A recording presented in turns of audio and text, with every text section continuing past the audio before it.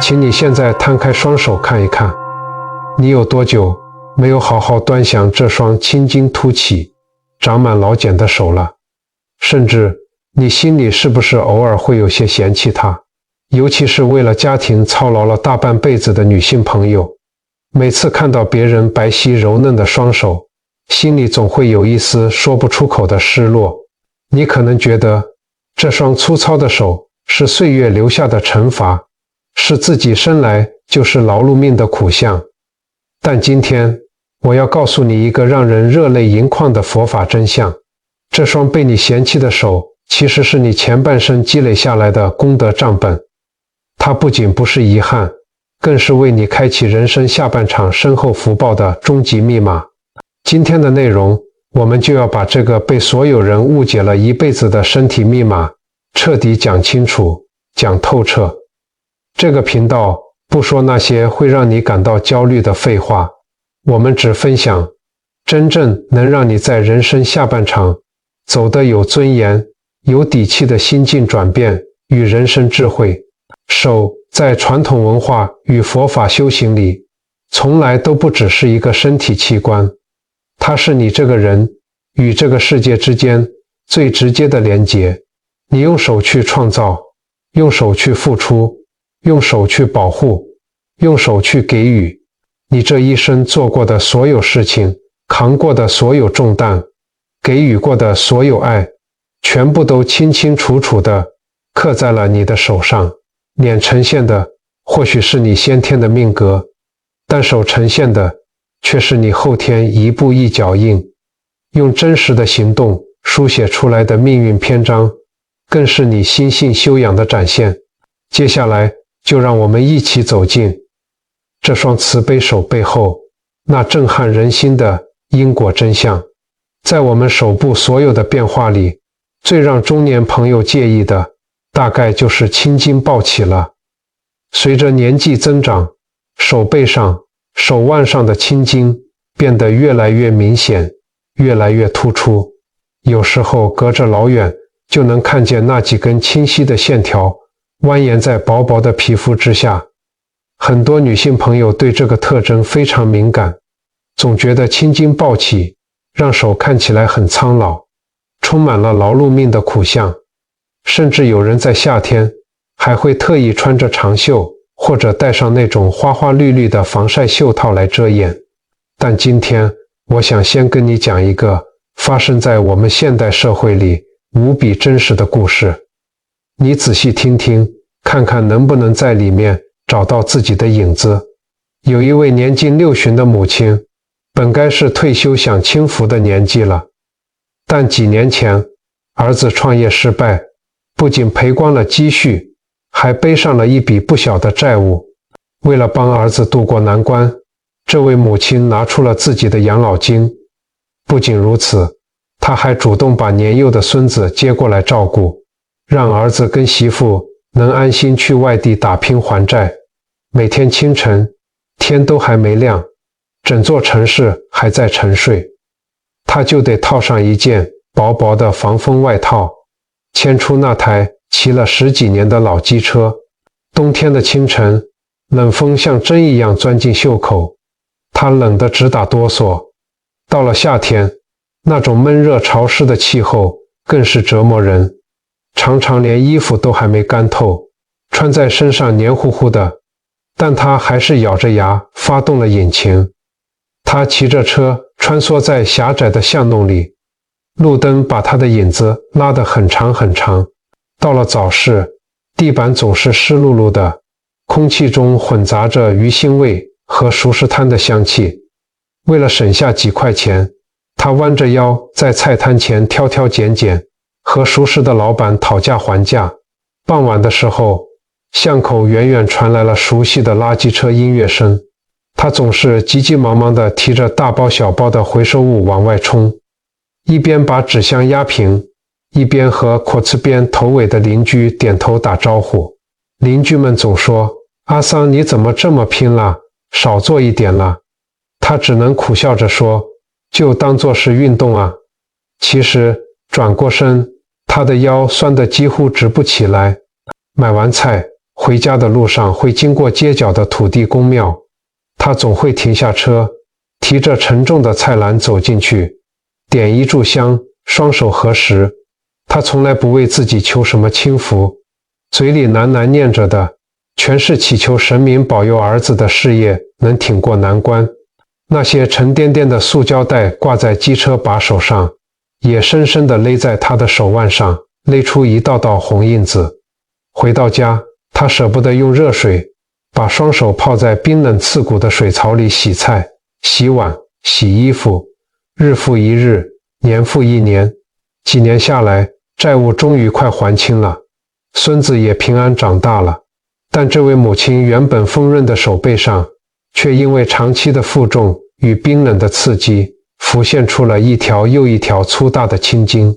有一次，孙子摸着他的手，天真地问：“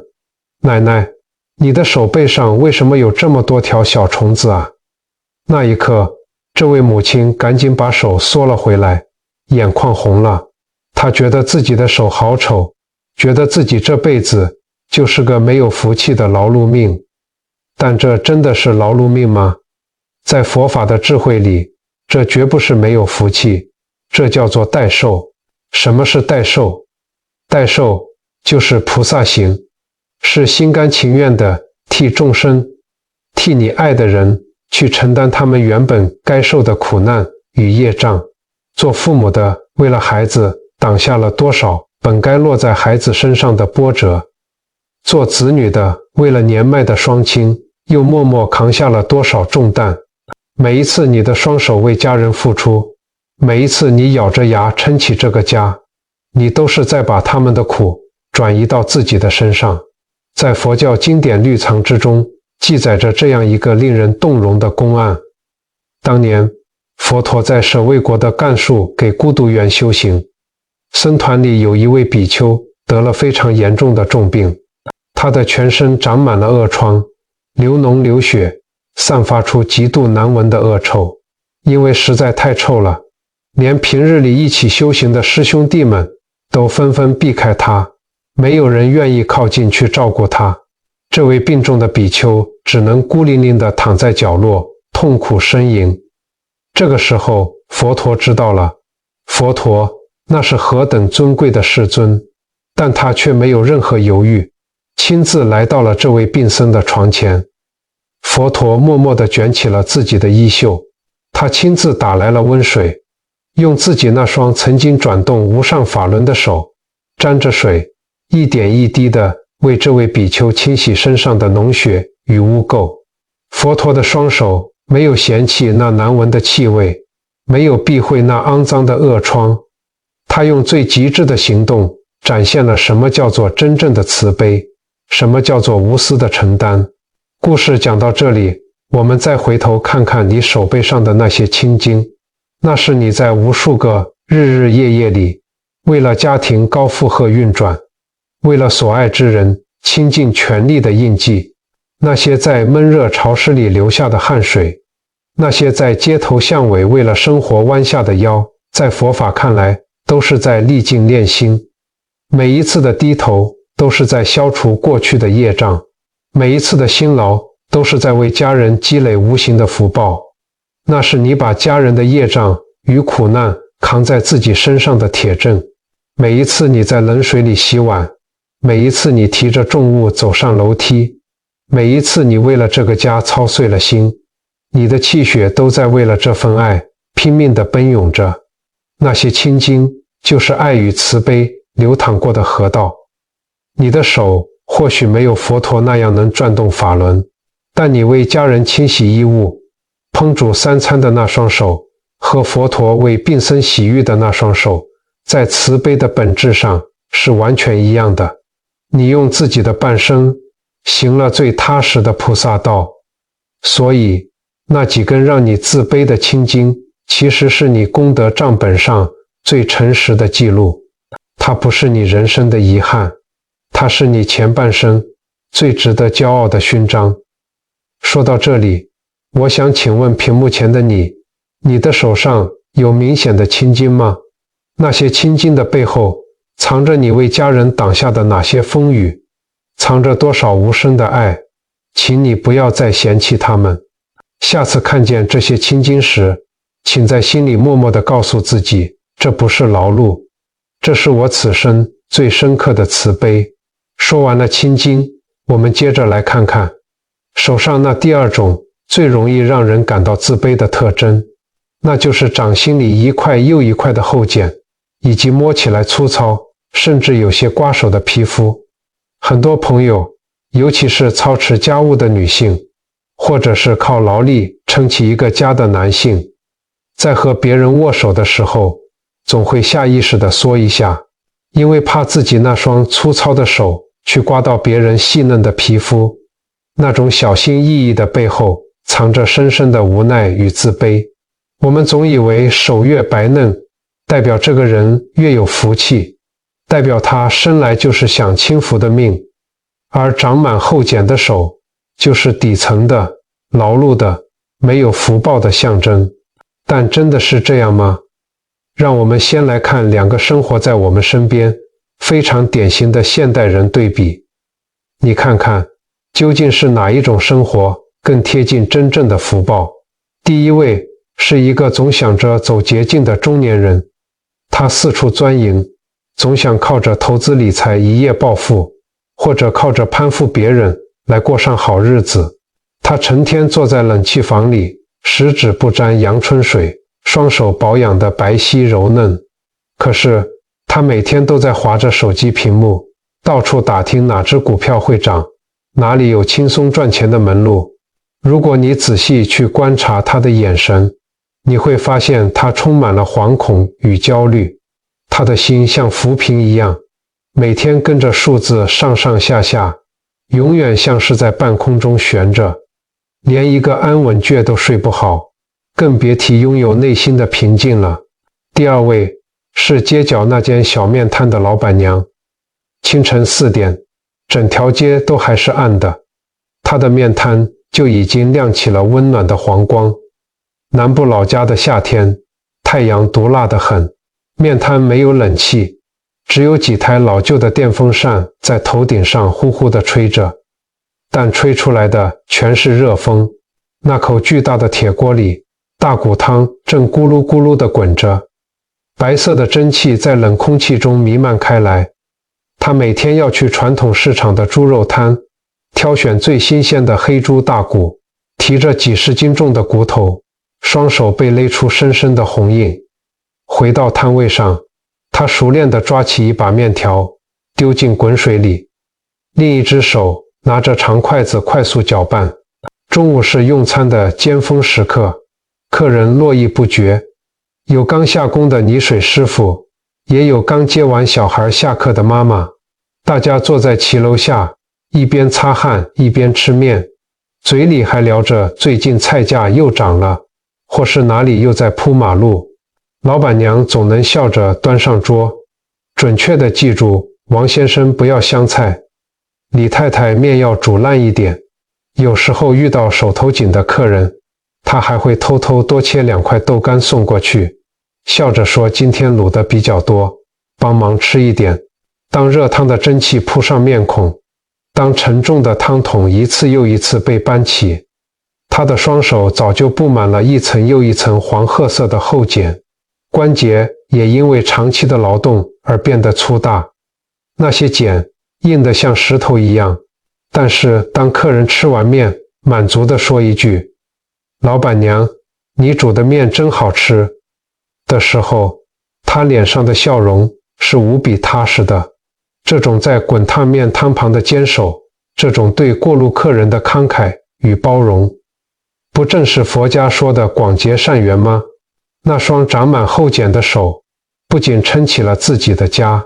也在无形中温暖了无数个陌生人的胃与心。这双长满厚茧的手，传递的不只是一碗热汤，更是这座城市里最让人安心的人情味。他晚上回到家，倒头就能睡着。他不求别人，不看别人脸色。他用这双手把孩子送进了大学，把这个家撑得稳稳当当。这2双手，哪一双才真正握着福报？在传统的观念里，我们常听老一辈的人说手心厚，家底厚。这句话乍听之下好像是在说财富，但如果我们用佛法的视角往深处看，他说的其实是一个人的德行厚度。这就不得不提到佛教历史上一个非常著名也非常震撼人心的公案。在唐朝的时候，有一位备受尊崇的高僧，叫做百丈怀海禅师。百丈禅师在佛教界的地位非常高，他制定了百丈清规，为后世的禅宗寺院立下了规矩。其中最核心的一条就是提倡僧人必须要参与农业劳动，也就是所谓的一日不做一日不食的农禅并重。百丈禅师不仅是这么规定的，他自己更是身体力行。到了他80岁高龄的时候，他依然每天穿着破旧的僧衣，拿着锄头、镰刀，跟着年轻的弟子们一起下田去除草、种地。你可以想象一下，一位80岁的老人家，烈日当空，汗水湿透了衣衫，他那双握着锄头的手布满了多么厚重的茧，刻满了多么深的裂痕。弟子们看在眼里，疼在心里，大家都觉得师父年纪这么大了，怎么还能做这些粗活呢？于是有一天，弟子们趁着百丈禅师不注意，悄悄地把他的锄头和农具全都藏了起来，心想这样师父总该好好休息了吧。到了该下田的时候，百丈禅师找不到农具，他没有发脾气，也没有责骂弟子，他只是默默地走回自己的寮房，然后拒绝进食。第一天他不吃饭，第二天他还是不吃饭。弟子们慌了，赶紧跪在师父面前，恳求他老人家多少吃一点。这时候，百丈禅师平静地说出了一句震撼了中国佛教界1000多年的千古名言。他说：一日不做，一日不食。我今天没有劳动，没有为这个世间付出，我就没有资格享用这碗饭。这句话犹如一记当头棒喝，弟子们流着眼泪，恭恭敬敬地把农具还给了师父。百丈禅师接过锄头，那双长满厚茧的手再次握紧了木柄，他才安心地吃下了那天的饭。现在让我们回到你掌心里的那一块块厚茧。茧是什么？在生理上，它是皮肤在长期摩擦与重压之下，为了保护你而生长出来的一层厚厚的铠甲。而在佛法的因果法则里，掌心的厚茧就是厚德载物这4个字最真实的物理显化。厚德就是厚重的德行。一个人的德行是怎么来的？是靠着日复一日的付出、劳作、承担，一点一滴累积出来的。没有付出，哪来的福报？没有劳作，哪来的底气？你掌心里的茧有多厚，代表你为这个家付出的心血就有多深。你的手有多粗糙，代表你灵魂里能承载的福报就有多重。那双粗糙的手是你生命底色中最踏实的部分，它代表着你肯吃苦，有担当，不退缩。这样的人走到哪里都是让人感到安心的，这样的人老天爷怎么可能不眷顾？所以请不要再为了那双粗糙的手感到自卑了。当你下一次摸到掌心里的厚茧时，请你告诉自己，这不是劳碌命的枷锁，这是我一日不做一日不食的清白底气，这是我用尽半生心血为晚年累积下来的最深厚的福报存折。看完了青筋与厚茧，现在我们要来谈谈手上第3种，也是最容易让人感到焦虑甚至抗拒的特征，那就是老年斑。那些深深浅浅、大小不一的棕色斑点，像是某种不速之客，一个一个地爬上了手背，爬上了指节。这似乎在无情地宣告着，岁月真的来了，而且来得毫不客气。我认识一位长辈，我们就叫她林阿姨吧。林阿姨这辈子过得很辛苦，年轻时和先生一起打拼，中年时又为了儿女的婚姻和事业操碎了心。好不容易儿女都成家立业了，她也帮忙把孙子带大，一路送进了小学。就在她终于觉得自己可以喘口气，功成身退的时候，生活却发生了微妙的变化。当房子突然安静下来，不用再每天为了全家人的三餐像个陀螺一样打转时，林阿姨反而不知所措了。每天早上，她会去附近的公园，跟其他年纪相仿的长辈一起做早操。休息的时候，大家坐在榕树下聊天，夏天的蝉鸣声很大，但盖不过长辈们的闲话家常。话题总离不开哪家医院的骨科医生比较细心，或者是手机群组里又传了哪些早安长辈图。有几位生活优渥，早早就享清福的太太，伸出带着玉镯子的手，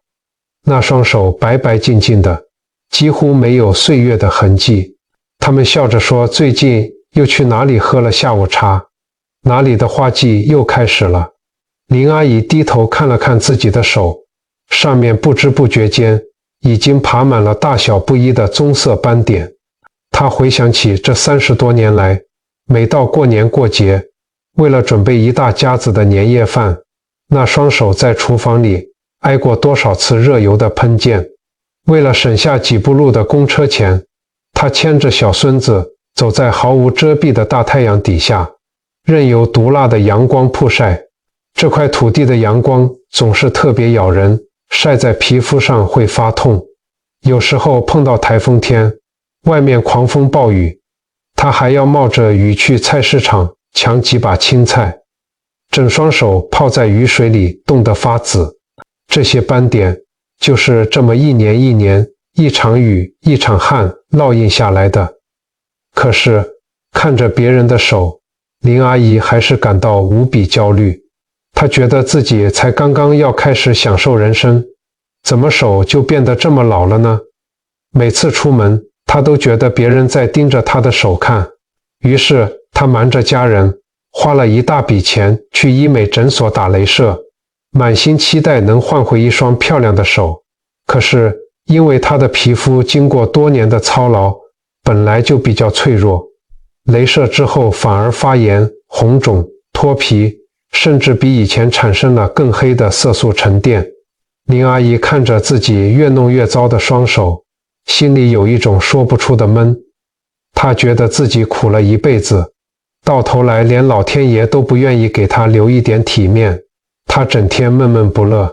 连原本该有的清闲日子也过得无比焦心。其实说句掏心窝子的话，林阿姨的焦虑，我们每个人或多或少都能体会。我们总是害怕老去，害怕身体留下岁月的痕迹。但是如果我们把视角拉高，用佛法的智慧来看待这些斑点，你会发现一个截然不同的世界。佛法常说，凡所有相，皆是虚妄。我们过度去执着一双手的白嫩与否，反而会让自己陷入痛苦的深渊。那些看起来光鲜亮丽的手，或许从未经历过为爱付出的深刻，而林阿姨手上那些经历过风吹日晒、台风大雨的斑驳，才是真正经历过生命重量的痕迹。在佛教历史上，有一位非常著名的赵州禅师，在禅宗里有一句话叫做赵州80游行脚。这句话是什么意思呢？赵州禅师到了80岁的高龄，本该是在寺院里受人供养，颐养天年了，但他却没有这么做。为了寻求佛法的究竟真理，他依然拄着拐杖，顶着风霜，跋山涉水的四处去参访善知识。你可以想象，一位80多岁的老僧，常年风吹日晒，他的皮肤上难道会没有斑点吗？难道会没有皱纹吗？他的身体必然刻满了岁月与风霜的斑驳。但是赵州禅师在意过这些吗？完全没有。因为他的心境已经达到了一种圆满通透的境界。他知道这具肉身只不过是我们在世间修行的一个载体，一个工具。当你把这个工具用到了极致，它自然会留下使用过的痕迹，而这些痕迹恰恰是你精进修行的证明。我们再回到林阿姨的故事，回到你手上的那些老年斑，很多人不知道，老年斑的出现在时间点上其实是有着一个非常奇妙的规律的。它往往不是在你最忙最累的时候出现，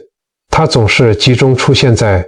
你人生最辛苦最操劳的那段岁月终于结束之后，也就是像林阿姨那样，孩子长大了，家业稳定了，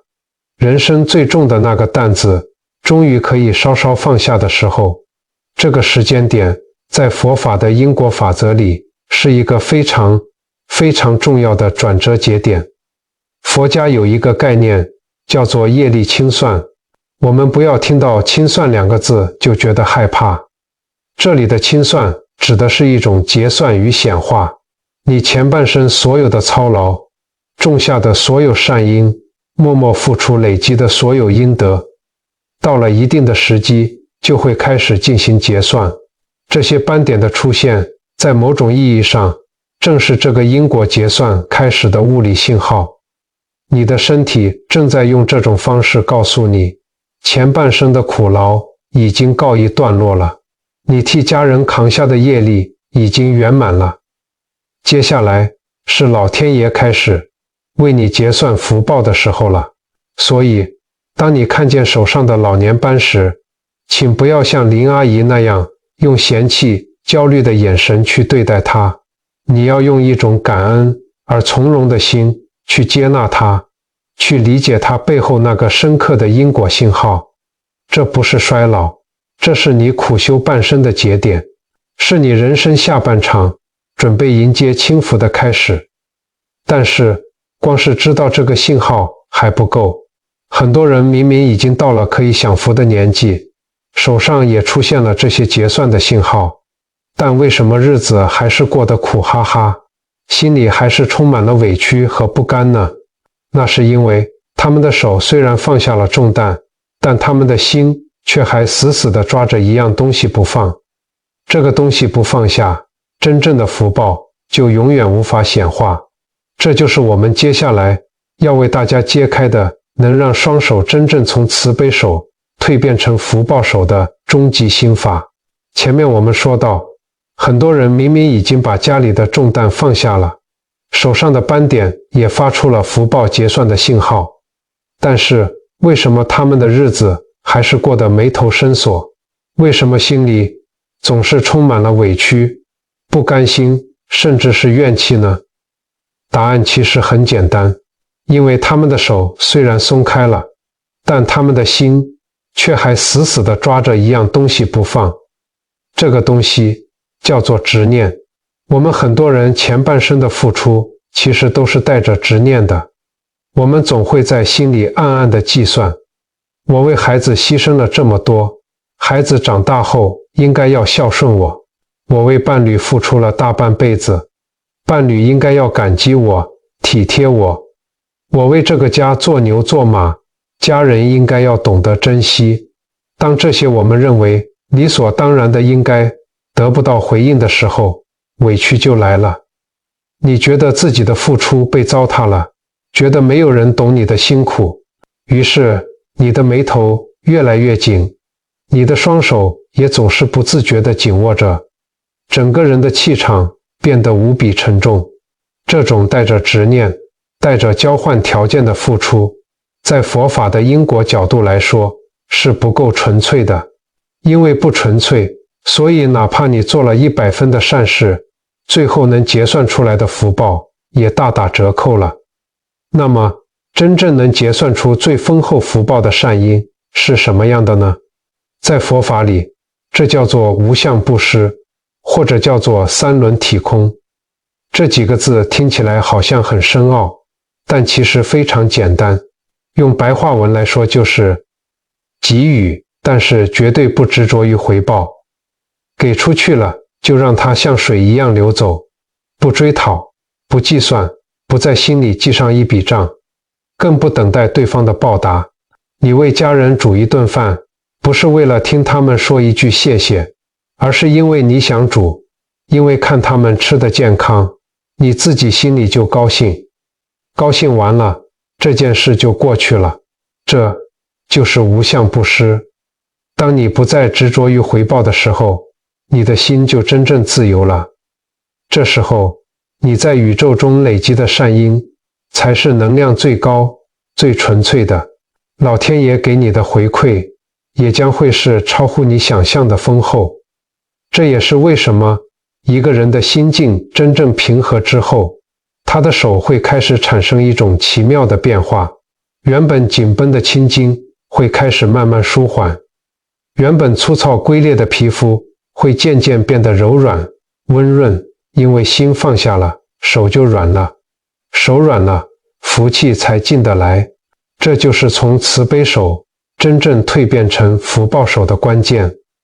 听到这里，很多朋友可能会说，道理我都懂，可是要做到真的好难啊。别担心，佛法在世间，不离世间觉。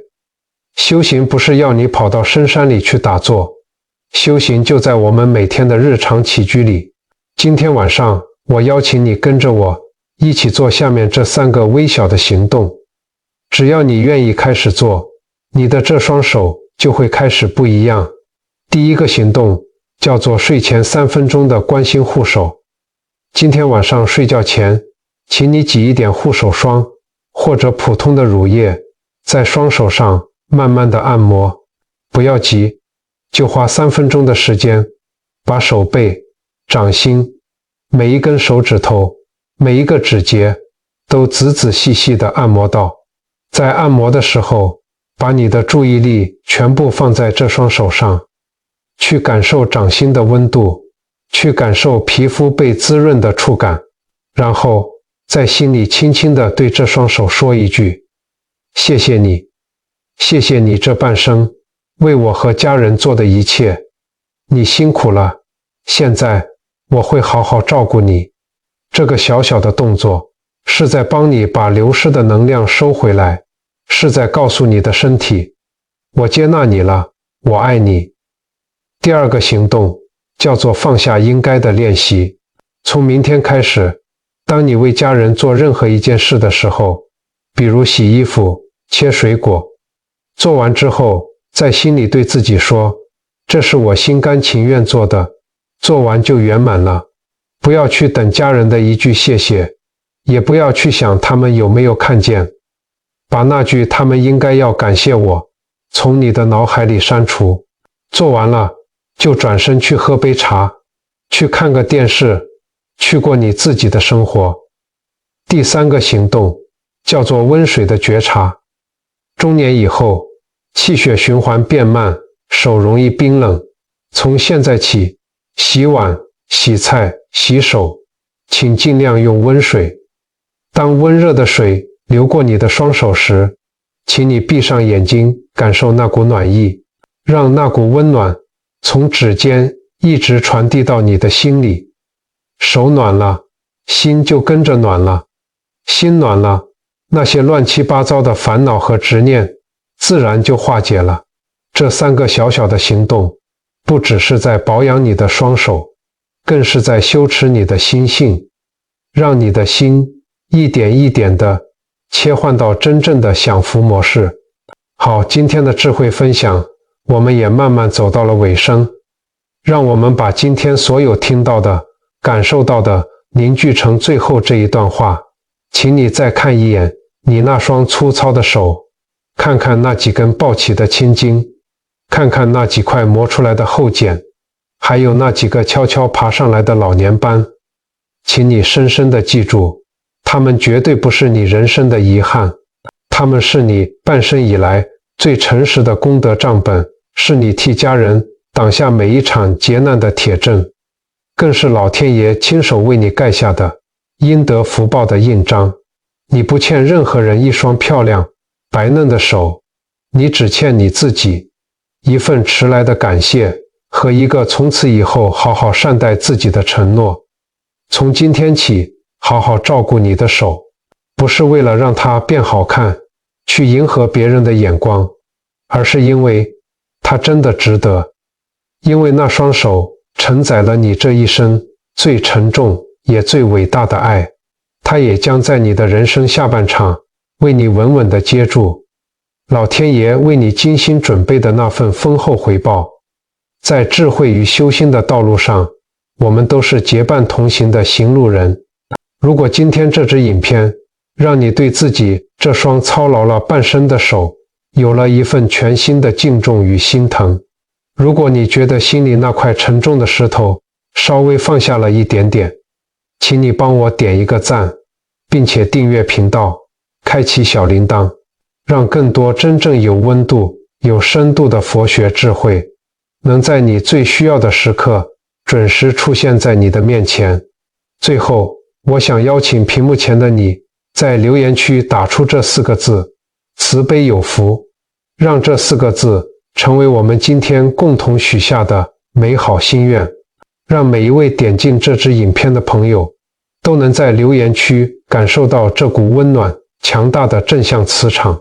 在我们即将道别的此刻，如果你喜欢今天的内容，恳请你将这份善缘分享给身边那些同样操劳了大半辈子的亲友。你的每一次分享与关注都是对我们频道最深刻的支持，也能让这份抚慰人心的力量走得更远。感谢你的陪伴与聆听，我们下一期影片继续结缘，再见。